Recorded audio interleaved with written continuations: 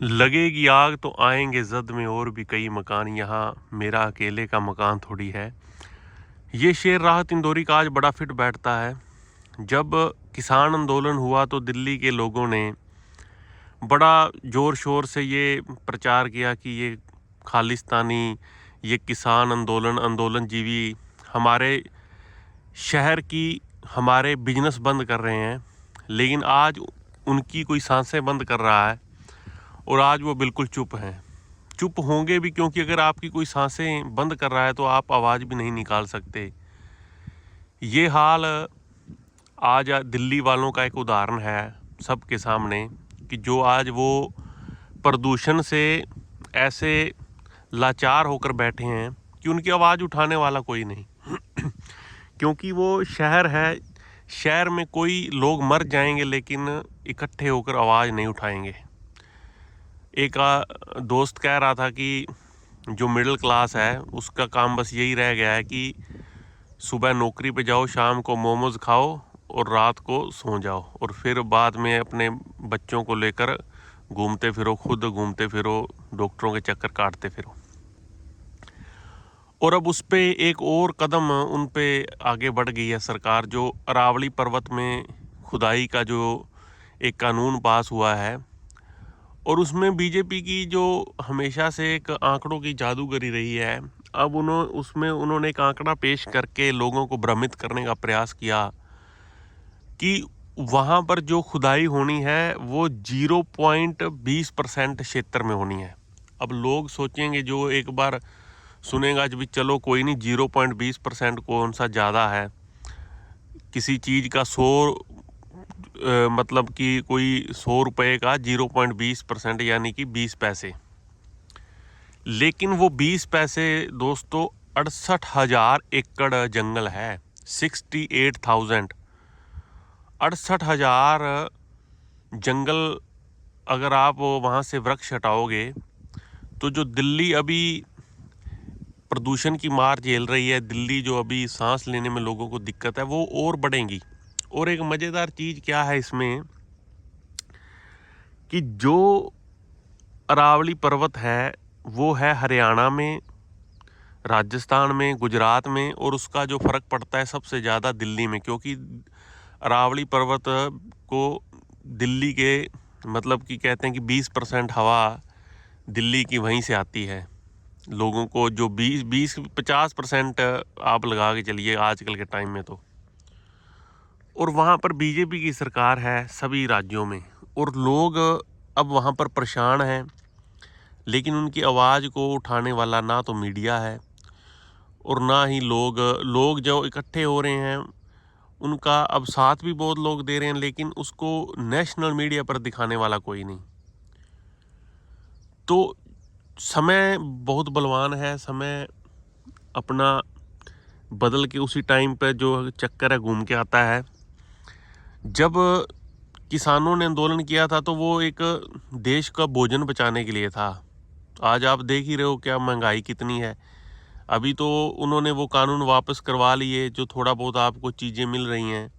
आप एक उसमें एक चीज़ उदाहरण मैं देता हूँ, आपको 1 मिनट में समझ आ जाएगी। अगर आप कोई भी सब्जी, मान लो आज के टाइम में गोभी है या और है, मटर है, अगर आप किसी सब्जी मंडी में लेने जाओगे ना तो वो आपको 10 रुपये किलो मिल जाएगी, 20 रुपये किलो मिल जाएगी, 30 रुपये किलो मिल जाएगी।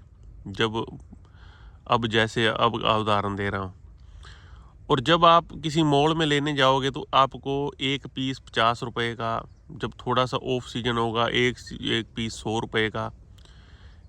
और सेम टू सेम अगर जो गेहूं है, जो और चीज़ें हैं, अगर ये कॉरपोरेट के हाथ में आ जाएंगी तो वो अपना मन मर्जी का रेट लगाएंगे और आपकी सुनने वाला तो कोई है नहीं। अगर आपको साफ हवा, जो एक प्रायोरिटी है, एक हर एक आदमी का जन्मसिद्ध अधिकार है, एक हवा नहीं आपको कोई दे रहा साफ, तो आपको खाने के लिए चीज़ें कौन देगा? ये एक सोचने वाली बात है। लेकिन बात वही है, उस टाइम अगर दिल्ली के लोग जो आंदोलन के पास वाले इलाके थे, उन्होंने तो किसानों को करीब से देखा और उन्होंने बड़ा साथ भी दिया लोगों ने, क्योंकि उन्होंने समझा कि एक परसेप्शन बनाने में और एक पास जाकर देखने में कितना फ़र्क होता है।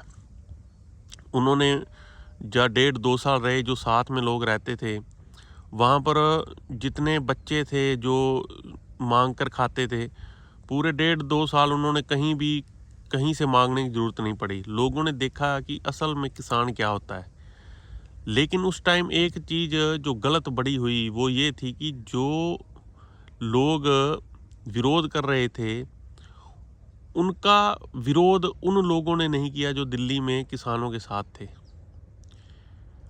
अगर आप दिल से किसी के साथ हैं तो ये टाइम, इस टाइम ऐसा है, मीडिया का युग ऐसा चल रहा है, आपको दिखाना भी पड़ेगा, आपको साथ भी देना पड़ेगा, आपको सोशल मीडिया पे भी साथ देना पड़ेगा। और अब जो अरावली वाला मुद्दा है, इसका सबसे ज़्यादा फ़र्क, चलो जो गांव में रहते हैं वो तो फिर भी, अगर शहरी कोई ये वीडियो सुन रहा है तो आपके दिल्ली में अभी जो 700-800 AQI लेवल है, एयर क्वालिटी इंडेक्स, गांव में तो फिर भी आपको 100 से नीचे ही मिलेगा जिस भी आप गांव में जाओगे। लेकिन सबसे इस टाइम एक एमरजेंसी जो है वो आपके वहाँ पर लगी हुई है, और वहाँ पर कोई इकट्ठा होने वाला नहीं है। वहाँ पर सरकार, अब मान लीजिए आपको अगर कोई ये कहे, अब आज का टाइम ऐसा है सरकार का कि आपने सब कुछ प्रूव करके दिखा दिया, आपने सब कुछ बता दिया कि ये इस चीज़ का नुकसान है, लेकिन सरकार कहेगी फिर क्या हो गया। ये तो वो चीज़ है कि जैसे आप एक को कोई दूध देने वाला कहे कि आपके दूध में मैंने यूरिया मिक्स किया और आपने उसको पकड़ लिया और आपने उसको कहा कि हमारे दूध में आपने यूरिया मिक्स करके बनाया है, तो वो कहे भी कोई बात नहीं, मैंने तो यूरिया ही मिक्स करा है, अभी तो तैयारी चल रही है और भी सिंथेटिक दूध आएगा मार्केट में, लेकिन पीना पड़ेगा आपको। और आप कहो कि चलो ठीक है हम पिएंगे भी, अब और कोई चारा भी नहीं है। सरकार के सभी चीज़ें आपको जागृत हो गई हैं भी, क्या क्या सरकार के लूप होल थे, जो भी सरकार कह रही है उसकी कहनी और कथनी में कितना फ़र्क है। लेकिन आज एक टूल किट की तरह सब लोगों को प्रयोग हो रहा है। अब नहीं आया कोई बाबा आपके समर्थन में कि अरावली को बचाओ, अब कोई ये यात्रा निकाल ले, ये भी तो हिंदू राष्ट्र बेल्ट है, इसको भी तो बचाने कोई आए बाबा आगे, लेकिन नहीं आए, क्योंकि ये सारा टूल किट का मामला है। सभी क्या करते हैं, अब राजनीति वैसे नहीं होती कि लोगों के बीच में जाओ और उनका समर्थन लो, कुछ काम करके दिखाओ ना। अब राजनीति होती है बंद कमरे में बैठ के। अब बिसाते चलते हैं कि लोगों को कैसे इन्फ्लुएंस करो, लोगों को बाबाओं के द्वारा इन्फ्लुएंस करो, लोगों को धर्म की अफीम चटाओ, मदहोश रहें उसी में, क्योंकि जो रियल मुद्दे हैं उन पर कोई बात नहीं होगी, उनको कोई नहीं उठाएगा। सब जो चीज़ें हवा हवाई हैं, अब देख लो आप, और चीज़ों पर कितने कितने बड़े प्रबंध हो गए हैं, लेकिन आपको दिल्ली में एक भी आपको ऐसी चीज़ नहीं मिलेगी जिससे आपको लगे कि हवा को ठीक करने के लिए कोई चीज़ कारगर कदम उठाया। उल्टा उसी टाइम जो अरावली पर्वत है उसकी जो खनन का 0.20% का कानून पास हो गया, और उस पर दूसरे जो पहाड़ हैं उन पर से एक कानून हटा दिया गया है कि जो पहाड़ छोटे हैं वो पहाड़ों की कैटेगरी में नहीं आएंगे। यानी कि 68,000 में आप काम शुरू करो, इतनी देर में लोग वैसे ही आपका विरोध करने वाला को बचेगा नहीं। जब तक आप 68,000 की खुदाई करोगे तब तक तो लोग बेचारे कहीं तो वैसे ही मरमरा जाएंगे, और जो हैं कुछ विरोध करने वाले उनको सरकार एंटी नेशनल और एंटी देशद्रोही कह के वैसे ही अंदर कर देगी। जैसे वो जो JNK के अपना वोंगचुंग क्या नाम है उनका, जिस पर 3 इडियट्स फिल्म भी बनी थी, कितनी कितनी बढ़िया उन्होंने वहाँ पर पर्यावरण को बचाने के लिए खोजें, कि वो अभी जोधपुर जेल में है राजस्थान में। तो बात यहाँ पर ये समझने है कि सबका नंबर आएगा, सबका टाइम आएगा, लेकिन बात वही है, कि जब आप अपने संरक्षक को ही भक्षक समझने लगो, जब आप देखो कि आपकी मदद करने के लिए कौन आता है। अब एक छोटी सी कोई जो नेचुरल अगर कोई डिज़ास्टर होता है, चाहे बाढ़ आती है या कुछ भी हो जाता है, तो सबसे पहले आपकी मदद करने के लिए कौन आता है? सबसे पहले मदद करने के लिए आपका पड़ोसी, आपके किसान, आपके वो आते हैं जो आपके पास रहते हैं। कोई मंत्री, कोई संतरी तब आता है जब मामला शांत हो जाता है, जब फ़ोटो खिंचवाने का टाइम आता है। तो लोग बिल्कुल आज समझ नहीं रहे हैं, बिल्कुल ऐसे समझ रहे हैं कि जो चीज़ें विकास दोस्तों, जो प्रकृति का विनाश करके वो विकास नहीं होता।